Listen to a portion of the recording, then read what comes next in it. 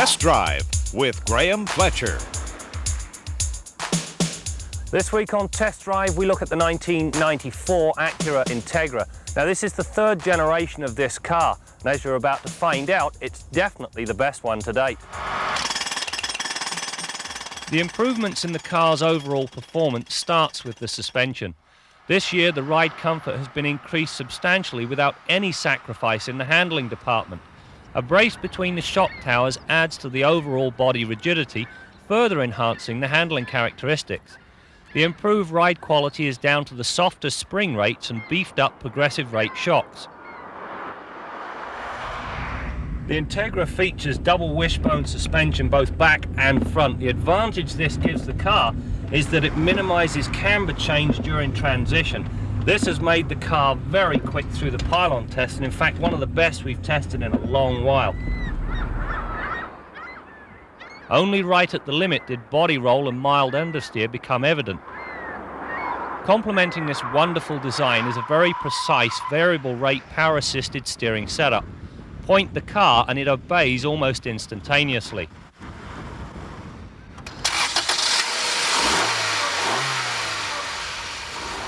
What makes the GSR such a scintillating performer is the VTEC engine.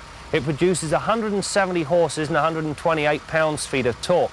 The truly neat part, though, it produces more horsepower per litre than any other naturally aspirated engine. VTEC is the acronym for Honda's variable valve timing and lift electronic control system. Below 4,400 RPM, the rocker arms follow a cam profile that yields maximum torque. Above that figure, the valves are operated by a third rocker arm that follows a high lift, longer duration cam profile. This optimizes high-end performance. There is also a dual-stage intake manifold which exploits these better breathing characteristics. During the acceleration test, this setup worked to perfection.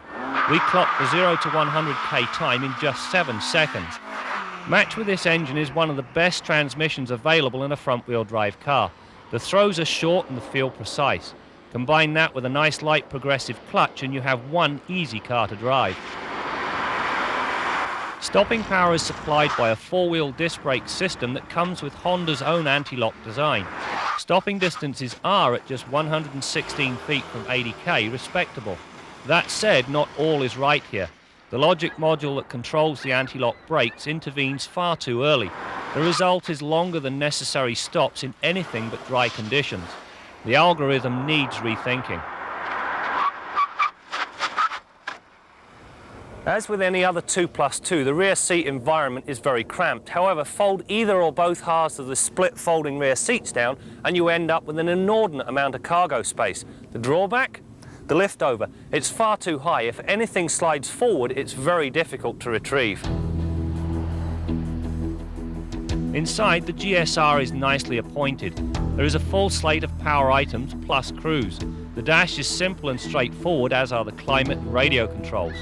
The front seats are heavily contoured, featuring large base and back bolsters. These provide the required level of support when you use the car to its potential. As is becoming commonplace today, there are airbags for both front passengers.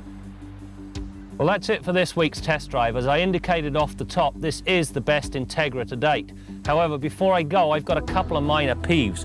First of all, putting the sunroof switch on this side of the dash is absolutely ludicrous. The other thing, at $25,500 for this car, it isn't cheap.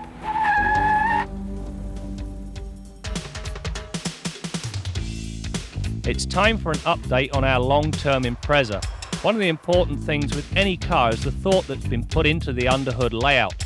On the Impreza, all routine maintenance items are clearly marked in bright yellow. Access to the spark plugs is simple because of the engine's flat 4 configuration. Replacing all of the bulbs is accomplished with ease. Most simply require the removal of a cover plate. One of the neat features on the Subaru are the spirit levels on each headlight.